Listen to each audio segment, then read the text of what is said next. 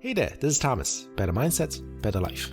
Last week, I got a huge support and feedback about the government benefits that I upload. You guys been asking great questions, especially on the CPP payouts, and I really do appreciate it. Thank you. So in today's video, I'm going to share rather if you should take Canada Pension Plan out early or later. I will look at it in 3 different angles and then share my thoughts on when should we apply for the CPP. Let's jump into it. Canada Pension Plan, known as a CPP, is a pension benefit backed by the Canadian government to provide a steady income for Canadians' retirement. You can only receive payments if you have worked and made contribution to the plan. The amount you receive depends on how much and how long you contributed. In 2020, the maximum CPP benefits is $11,075. The standard age to start taking CPP is at age 65. But you have the flexibility to withdraw as early as at age 60. You will get 36% less compared getting at age 65. Vice versa, you get 42% more if you delay the benefits to age 70. So the question is, should I take CPP early at age 60, wait until the standard age 65 years, or defer the CPP benefits until I'm 70 years old? The first thing to consider is, how urgent do you need the CPP benefits? If you're in your 60s, still having a mortgage or having some high credit card debt that you're trying to pay off, then maybe it's an advantage to take the CPP early. Because that 5 years of extra income would help paying your debt faster. So when you are officially retired, you have most of the debt paid off. Again, even though there's a reduction on the payouts when you are taking the pension plan early, but you are collecting 5 years longer. And here's a chart that you can compare. As you can see, the break-even age to take CPP out at age 60 is at 74. That means if you start withdrawing at 60 years old, you're still ahead of the game before you reach 74. And if you invest the money instead of spending it, you can even delay the break-even age. Statistics Canada shows the average life expectancy for male is at 80 years old, where female is at age 84. So your health, family traits, lifestyle are things to consider in the retirement.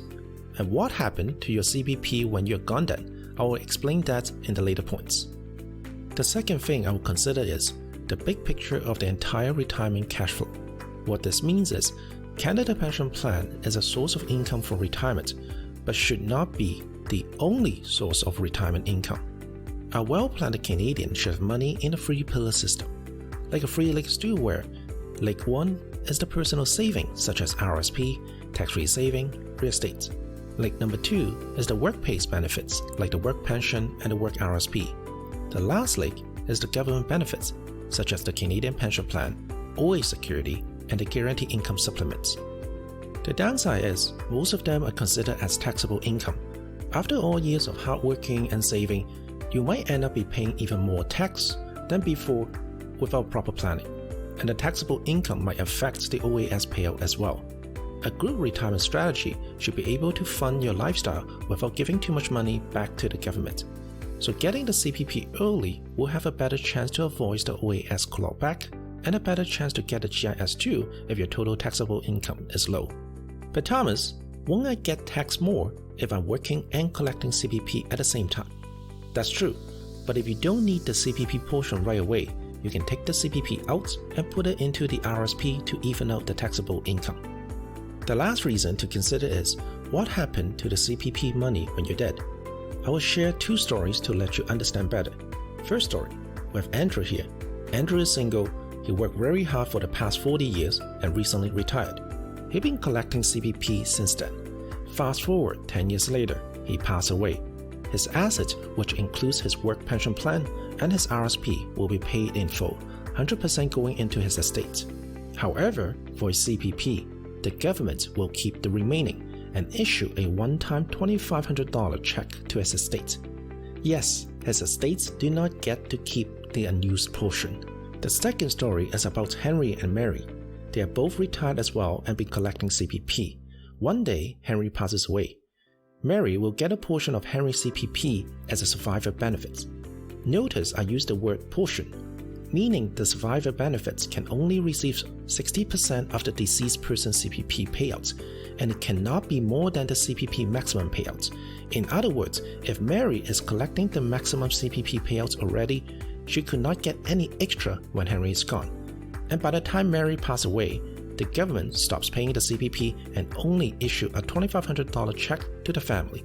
So based on the 3 reasons above, I found it very compelling to withdraw CPP early at age 60. Spend it for your vacation when you're active, or save it for your future use. The idea is you can work hard and save hard into the plan. If you don't use it, you don't get to keep it. But remember, this is not a one-size-fits-all solution. Everyone has their own definition of retirement. Like, will you be joining a golf club? Do you foresee downsizing your home? Or are there any health concerns? Best is to contact your financial planner for more accurate planning. What do you think about this video? Do you think it makes sense to withdraw CPP early? Leave your comment below. This is Thomas. If you want more money-related video like this one, click the subscribe button now, and I will see you next week.